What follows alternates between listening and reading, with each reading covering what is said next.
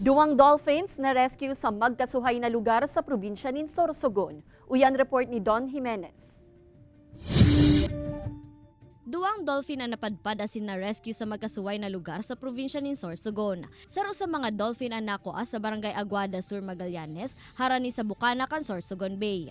Nakuha subutan spinner dolphin kan parasira na tulos man na inagapan sa tabang kan sa iyang mga kabarangay.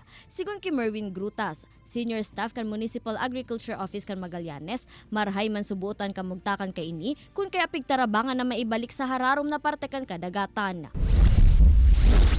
Mientras tanto, sa rupang dolphin ang nakuha kan mga parasira sa pag-ultanan kan Sorsogon City asing kasiguran, mantang nanluluyan na huli sa sinapo kaining lugad.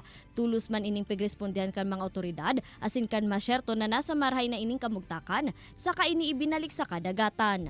Ginawa nila, inalalayan nila papunta sa kasiguran at doon nila na-report sa local government ang naturang incident. Posible subot na naglalaog sa Sorsogon Bay ang mga dolphin huli sa dakol na plankton o pagkakanindan na nakukuha sa lugar. Nagpapasalamat man si Ayala sa mga nagtarabang tanganing maisalbar ang nasambitan ng dolphin.